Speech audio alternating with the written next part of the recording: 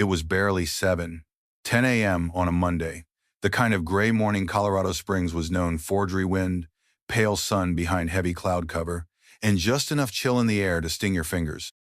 Outside the east gate of Fort Claiborne, one of the country's most secure and least talked about military installations, the day was already in motion. Security drills echoed faintly from the north compound. Soldiers jogged in formation across the open concrete lot. Everything was routine, until she walked in. Rachel Carter stood at the security checkpoint, cardigan sleeves pushed to her wrists, a faded pair of jeans and scuffed-up sneakers grounding her like any suburban mom running errands. Her blonde hair was pulled into a loose ponytail, and her face was Burano makeup, just clean skin and a slight scar near her left temple. The kind of scar most folks would assume came from falling off a bike as a kid. She looked harmless. The guard behind the bulletproof glass barely glanced up. He'd done this job for 6 years, long enough to spot contractors, spouses, new hires, and the occasional lost delivery driver. Rachel didn't fit any of those categories exactly, but she felt familiar. Middle-aged, no rank, no visible ID. He didn't even bother to hide the smirk. "This area's for personnel only, ma'am," he drawled lazily, already reaching into the drawer for a generic visitor badge, the kind that rerouted civilians to the public admin building on the far side of the complex. But before his hand could close around the plastic pass, the scanner buzzed. Not the routine green flicker he expected. Not even a failed red rejection. A pulse of gold. The beep cut through the sterile air like a gunshot. He froze. His eyes shifted to the tablet mounted beside the gate. Every screen on the wall behind him flickered simultaneous blank, then blue, then bold white text burning across the monitors like a commandment carved in fire. Omega-7 clearance detected. For a full 3 seconds, no one breathed. The air itself seemed to go still. The guard's smirk died on his face, replaced by something quieter and colder. Dread. Inside the facility, 30 yards past the checkpoint, 3 more monitors went black, then gold. Automatic systems kicked in. Cameras reoriented, communications encrypted. The base slipped into a controlled lockdown. Subtle but immediate doors remained unlocked, but personnel access logs began syncing to encrypted backups. Phones across the compound locked themselves, because someone just triggered a code this base hadn't seen in years. Rachel Carter hadn't moved. She simply waited, arms relaxed at her sides, watching. Her eyes were clear blue, calm in a way that didn't match the moment. She looked neither surprised nor nervous, just observant, like someone who had seen far worse in quieter places. There was no tension in her jaw, no defiance in her stance, but her presence was impossible to ignore now. "Ma'am, 2 need you to stay right here," the guard stammered, voice cracking. She didn't respond. Because Rachel Carter had done this before. Not at Fort Claiborne, but in Damascus, once, in a back alley checkpoint held by a man with a Soviet pistol and a twitchy eye. In Yemen, inside a courthouse wired to explode.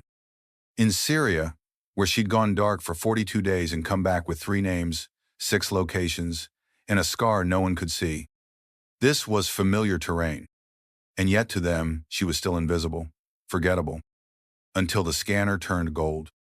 Have you ever been judged by your appearance before anyone knew who you really were? It's a strange kind of invisibility, isn't it? The kind that wraps around you like cellophane, tight and nearly impossible to tear through. But sometimes, when the timing is right, the truth bleeds through the cracks. She wasn't just a mom, and this wasn't just a mistaken identity. Stay with us, you need to see what happens next. Because they're about to learn who Rachel Carter really is. Rachel Carter didn't look like a soldier. At 34, she could have passed for a community college teacher, a nurse, or the woman who reminds the PTA to bring extra juice boxes to the school fundraiser. Her face was bare, scrubbed clean. No mascara, no foundation, just the plain truth of pale skin, lightly weathered, and a faint scar no larger than a fingernail tucked beside her left temple. The kind you don't notice until the fluorescent light hits just right. A scar from Fallujah. Not a childhood accident. Her hair was pulled into a low, efficient ponytail. Nothing fussy, nothing to draw attention. The cardigan was old. Her white t-shirt clung slightly at the hem. The jeans had frayed at the cuffs, and her sneaker-sans white were now a muddy off-gray with soles that had carried her through more places than most combat boots. She didn't move like a mother out of place. She moved like someone who was always calculating space. Every footfall inside Fort Claiborne's main administration wing was precise, quiet. Rachel never touched a wall, never drifted off-center. Her right hand remained near her side, not clenched, but ready. Her eyes scanned not just for movement, but for patterns, door lock rhythms, patrol intervals, posture shifts in every person she passed. If someone had been watching closely, really watching, they might have noticed the military posture bleeding through the soft disguise, the slight shift of her shoulders when a commanding officer walked past, the way she avoided surveillance arcs not because she feared detection, but because she wanted to study without being studied. Rachel Carter wasn't lost. She'd never been lost in her life. Years ago, she had a different name. Not a fake one, just one she no longer used in any official record. Because Rachel Carter wasn't born, she was built. She had once climbed into helicopters with no return window, operated in cities where her face was death if recognized, led teams whose code names were wiped from databases before their boots hit foreign soil. She'd infiltrated weapons markets in Homs, interrogated double agents outside Sana'a, recovered American tech in places labeled non-operational because no one dared admit we were even there. And every one of those missions ended the same, her walking away, quiet, unacknowledged, with another invisible scar added to the ledger. So walking into Fort Claiborne, that was child's play. The base itself was a monument to precision and menace. Nestled in the red dust and flat horizon of eastern Colorado, it resembled little from the outside, just a spread of tan buildings and tall fencing. But beneath the ground, Fort Claiborne pulsed with high-level operations, counterintelligence training, drone warfare analytics, cyber weapons engineering. Its corridors hummed with filtered air, coded locks, and a discipline that didn't leave room for second chances. It was the kind of place where even mistakes wore a badge. At the top of that tightly wound food chain sat Colonel Brennan Cole, a man molded in the fire of bureaucracy and ambition. 48, square-jawed, 6'2". He moved like someone who expected hallways to clear before he entered, and they usually did. Cole ran Fort Claiborne like a personal kingdom. He spoke in orders disguised as jokes. He trained like he was still in his prime, even though his knees had given up 5 years ago. His inner circle was mostly younger men officers who laughed at the right moments and knew when to disappear. His reputation was layered. Officially, he was a hard-nosed patriot, decorated, feared, efficient. Unofficially, he had complaints stacked like folders in a locked cabinet. Allegations, whispers, things people couldn't prove, but quietly warned each other about. The kind of officer who made smart women transfer bases if they wanted to stay sane. The kind of man who wouldn't recognize a threat if it walked through his front door wrapped in cotton and silence. Which is exactly what Rachel Carter had just done. The main elevator lobby of Fort Claiborne's central wing was one of the busiest junctions in the entire compound. People passing every 3 seconds, boots echoing on polished concrete, voices clipped and transactional. But Rachel Carter didn't move. Not yet. She stood near the corner between the vending machines and the fire exit, holding a manila envelope and pretending to scroll through her phone.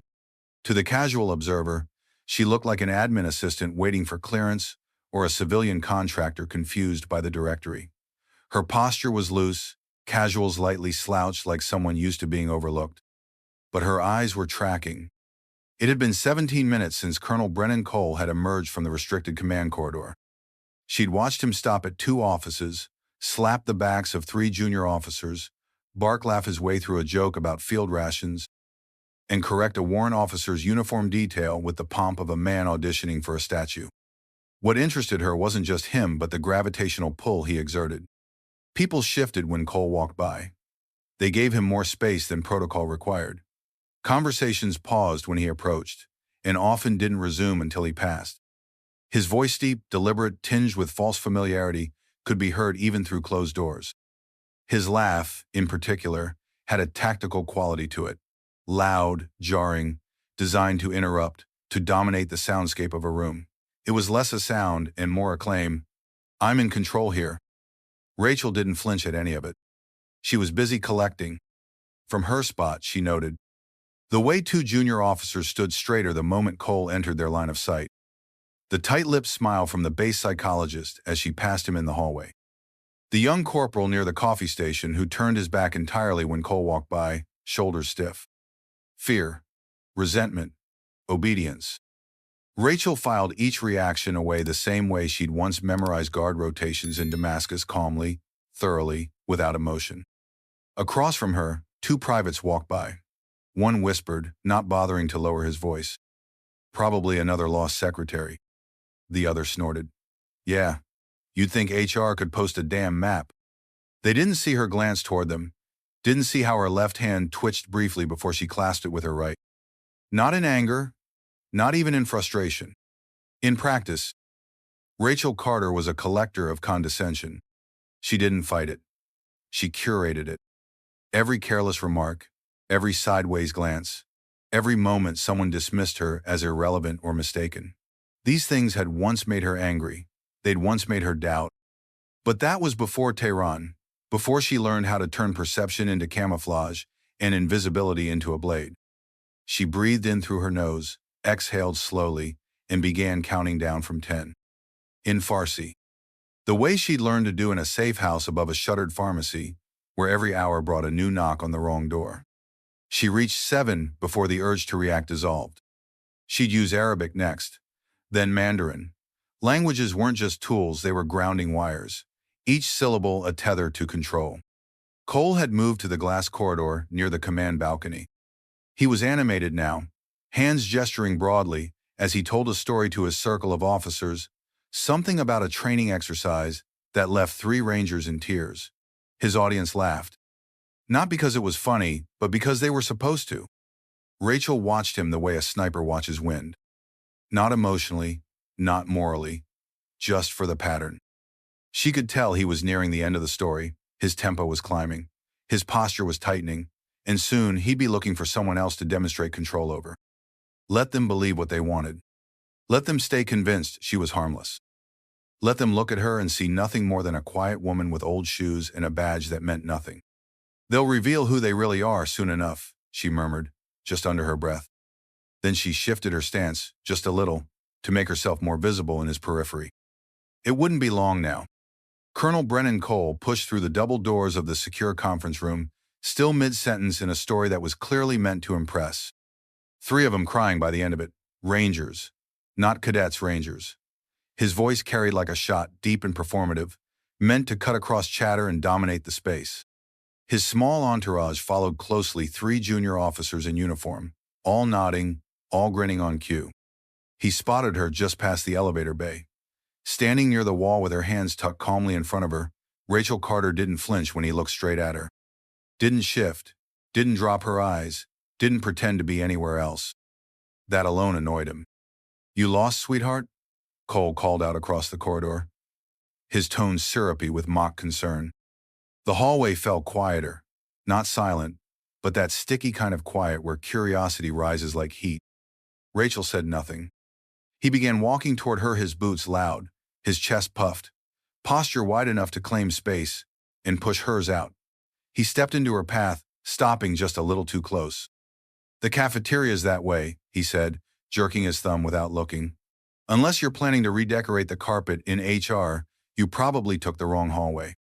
She didn't move. I need to get through, Rachel said quietly. Her voice was soft. Not timid, not breathy, just measured, controlled, like she was forcing him to come closer to hear. And he did. He leaned in just a bit, not realizing he was giving up power even as he reached for more of it. What was that? He said, tilting his head like a schoolteacher entertaining a foolish answer. I said, Rachel repeated just a hair louder, I need to get through. The officers behind him chuckled. One of them muttered, she's probably looking for HR. Another one pulled out his phone, subtle, but not hidden. Rachel caught the movement. She didn't care. Cole scoffed, straightening up. This isn't a mall, lady. You don't just wander wherever you feel like. He extended one hand, palm up, fingers impatient. ID, now. Rachel reached slowly into the inside pocket of her cardigan. No rush, no tremble. She pulled out a plain white plastic card, unmarked, unremarkable. No holograms, no seals, no rank, nothing. It looked like a contractor's parking pass. She placed it gently in his waiting palm. Cole stared at it. Then he grinned. This, he said, raising it in the air like a cheap trophy. This is what you're using to get into a restricted wing? He turned to his officers, now fully invested in the moment. I've seen preschool library cards with more authority than this. The one filming laughed. Cole wasn't done. This wouldn't get you into a PTA meeting, much less a military base. He held the card up for the phone. You really think this is going to impress someone around here? Rachel didn't answer, because it wasn't meant to impress. It was meant to confirm. Cole took one step back and spun the card between his fingers, smugness radiating off him. Bet you sweet-talk some rookie at the front desk, huh? Still no reply. Rachel's hands were relaxed at her sides.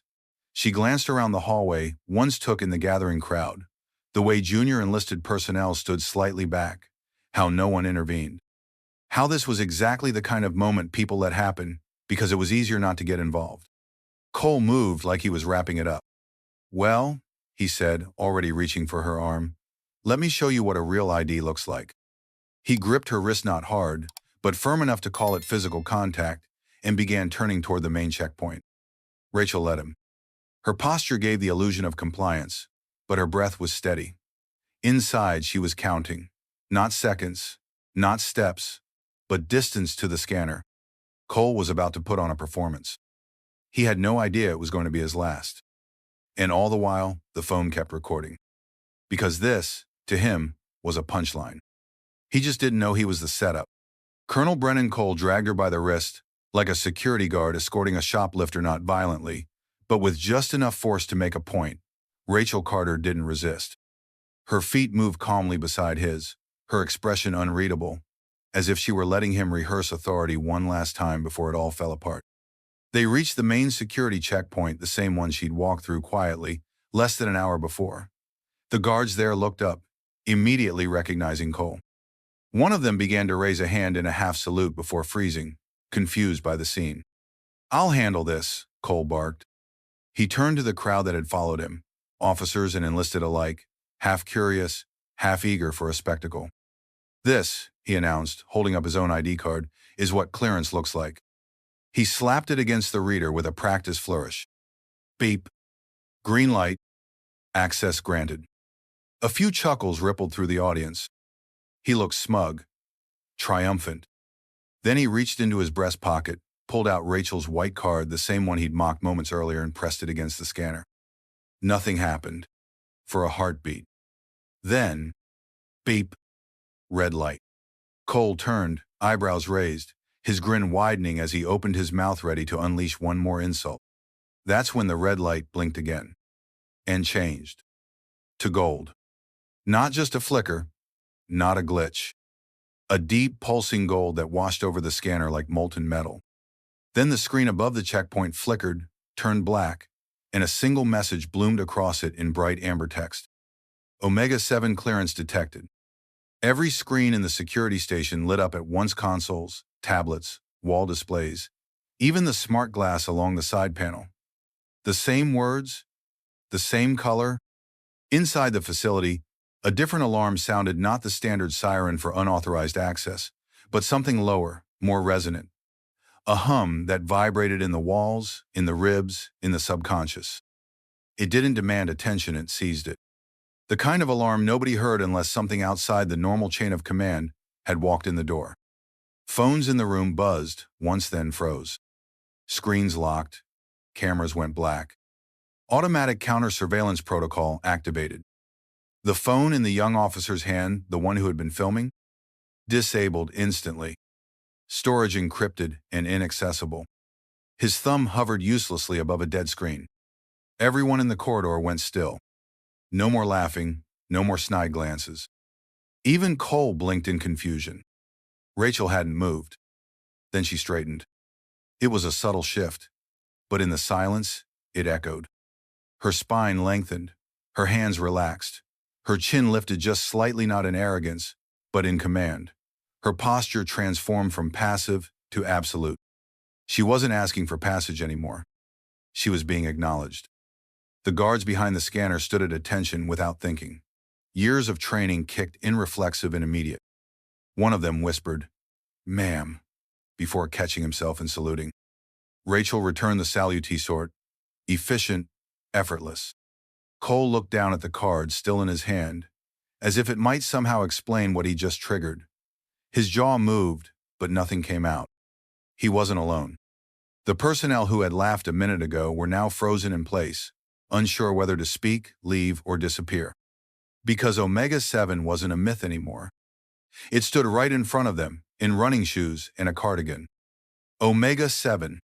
12 individuals worldwide. No names, no uniforms, no public records. Their authority did not ladder up through the Department of Defense. They answered to only one place: the Situation Room. Presidential Command. Emergency-level clearance. Sent into shadows where protocol failed and legality blurred. They didn't report, they acted. If Special Forces were the scalpel, Omega-7 was the pulse detonator, rare, surgical, and final. Most service members only ever heard whispers. A locked elevator that no one could explain. A transport that didn't file a flight plan. A signature line on a sealed order that just read '07 in black ink. No one was meant to see them. And if you did, it meant something had gone very wrong. Or very right. Rachel stood there, silent, her face calm. Not vindicated, not smug, just revealed. She scanned the faces around her, noting the shift in their expressions. Recognition blooming where doubt had lived. Respect replacing dismissal.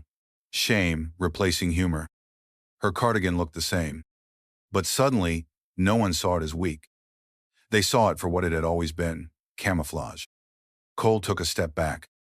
He wasn't laughing anymore. His skin had gone pale. He looked not at the card but at her. Like he was realizing, for the first time, that the enemy wasn't some outside force. It was his own arrogance. And she had just dismantled it with one motionless minute in a card he'd ridiculed. He opened his mouth to speak, but Rachel Carter raised one finger, not to silence him, just to wait. Because the next moment wasn't for him. It was for the man who was now striding down the hall from the upper wing, cap starched, chest full of ribbons. General Thomas McAllister. And he was saluting her. The sound of fast-approaching footsteps echoed down the corridor, polished soles on wax tile, sharp and deliberate. A tall figure turned the corner at full stride, flanked by two aides who struggled to keep up. His posture alone parted the hallway. Service members stepped aside reflexively, not because they were told, but because every instinct said, this man is command. General Thomas McAllister, 4 stars, salt gray hair, dark blue dress uniform pressed to perfection, ribbons that didn't shine because he hadn't polished them. They had earned their dullness. He had not rushed here. He had deployed. And when he reached the checkpoint, he didn't ask questions. He snapped into a formal salute. Agent Carter. The hallway went silent again, but this time it was a different silence, see, not confusion, not anticipation. Recognition. Rachel Carter returned the salute, crisp and restrained. General, she said. It was the first time her voice had risen above a murmur since entering the building. I wasn't informed of your inspection, McAllister said, though his tone wasn't accusatory, more curious. That was the point, Rachel replied evenly. I'm evaluating base security culture, unannounced.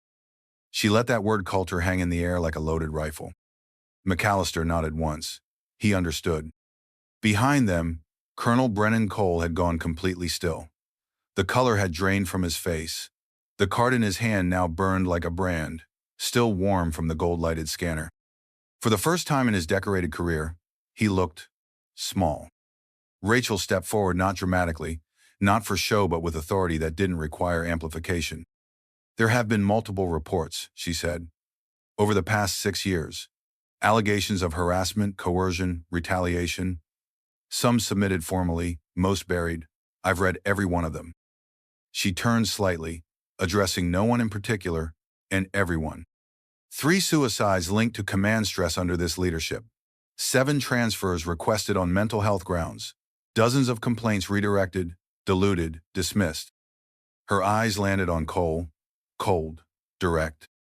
Lieutenant Natalie Brooks submitted her final complaint 27 days before she took her own life in base housing. She named you, Colonel.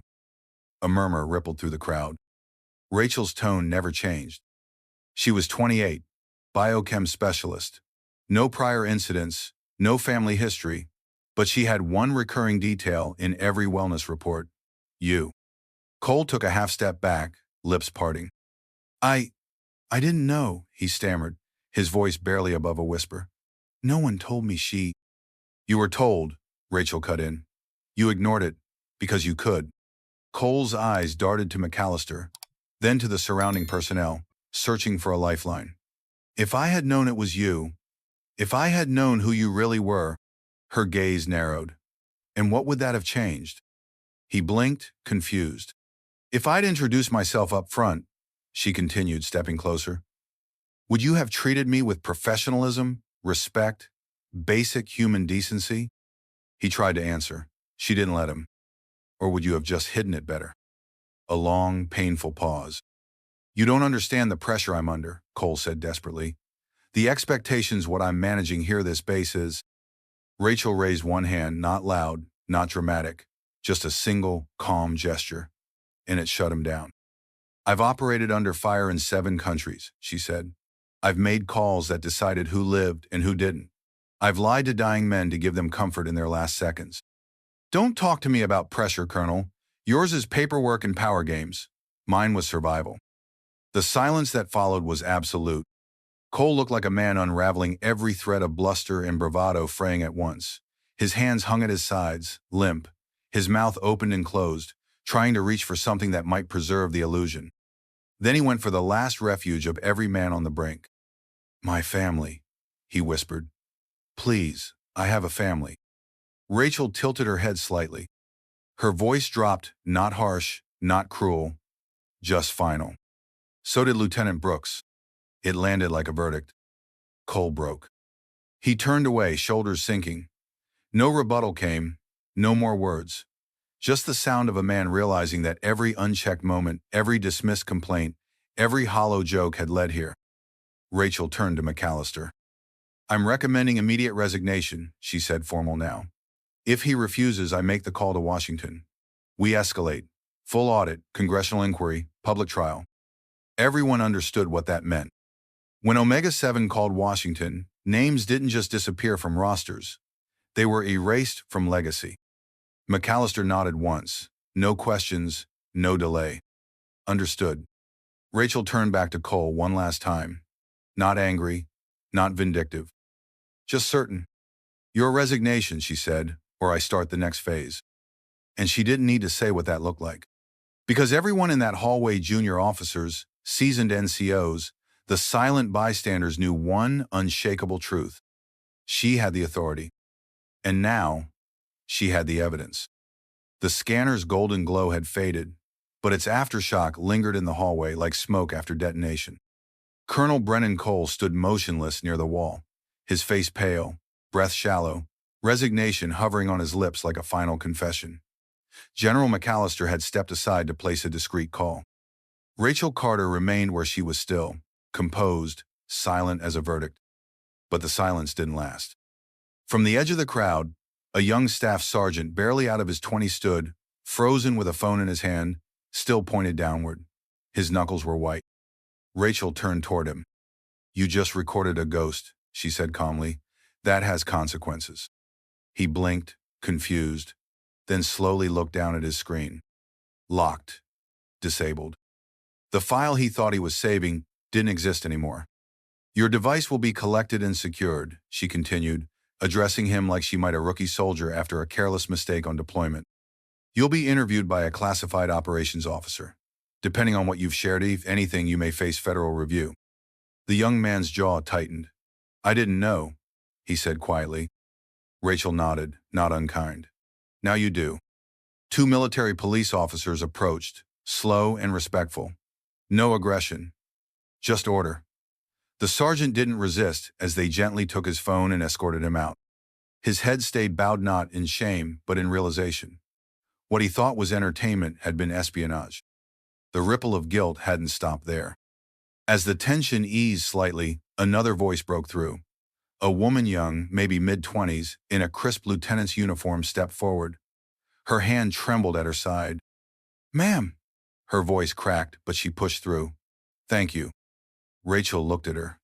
really looked. The woman swallowed. He made my life hell. For 2 years. I almost... She didn't finish the sentence. She didn't have to. Rachel met her eyes. You survived, she said softly. That's what matters. The lieutenant nodded, blinking back tears. What do I do now? File a report, Rachel said, with General McAllister.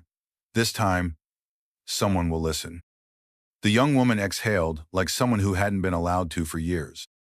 Then came the voice no one expected.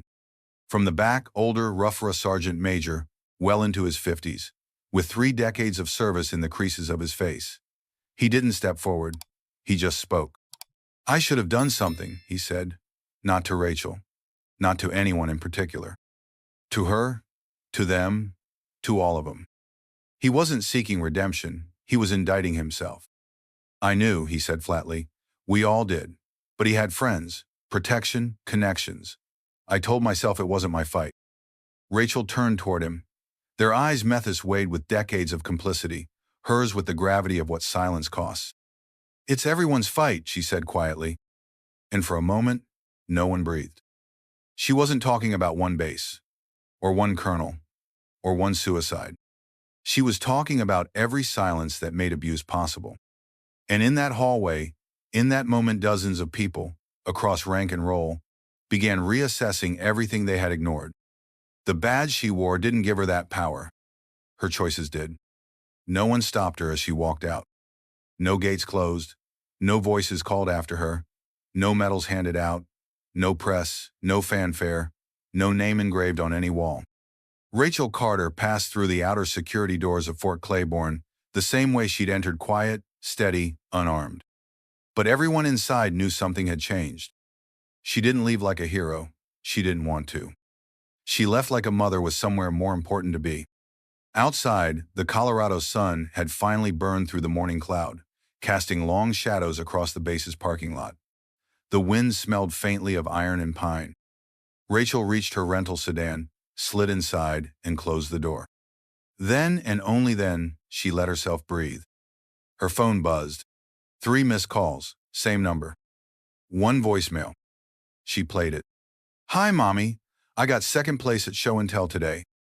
I talked about how you help people at your office, and Mrs. Rodriguez said I was very well spoken. I hope you can see my ribbon when you come home. Also, Mr. Whiskers caught a mouse again, but we let it go in the backyard. I love you so much. Rachel didn't cry when the scanner went gold. She didn't cry when Cole grabbed her wrist. She didn't cry when she brought down a colonel's entire career in front of his command. But she cried now. Silently, hands gripping the steering wheel. Not for justice served, not for power reclaimed. For what she'd missed. The bedtime stories told over encrypted SATCOM. The birthday parties she RSVP'd, maybe to, and never made. The mornings when Emma asked if Mommy was still helping people again today. She wiped her eyes, typed out a message to her nanny. Tell her I'm proud, and I'll be home soon. A lie she had whispered 100 times before. And she would again.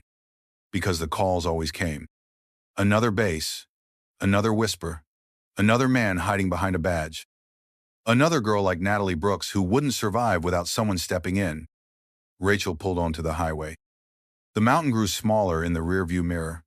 Fort Claiborne faded into the red clay hills. Ahead, the road stretched long and quiet. This was what service looked like when no one saw it. When no one clapped. When no one even knew your name. And still, you went. Because sometimes being a mother didn't mean being there for everything. It meant holding the line so your child could grow up in a world where someone finally did. She didn't need applause. She just needed time. A ribbon to admire. A cat to pet. A daughter to hold until the next mission came. And it would. It always did. In this story, we see how quiet strength can bring down loud injustice. Rachel Carter didn't raise her voice. She didn't fight for attention. She simply stood her ground, spoke when it mattered, and held people accountable not because she wanted recognition, but because it was right. There's a powerful lesson here for all of us. Dignity is quiet, but it moves mountains. Whether you wore the uniform or supported someone who did, remember your presence, your courage, Your refusal to look away when something is wrong, it all matters. So the next time you're faced with a moment where silence seems easier, ask yourself, what would honor do? If this story spoke to you, subscribe to our channel for more true stories about sacrifice, resilience, and the quiet heroes who remind us what integrity looks like. Thank you for spending your time with us. Take care, stay proud, and may your days be filled with the respect you've earned.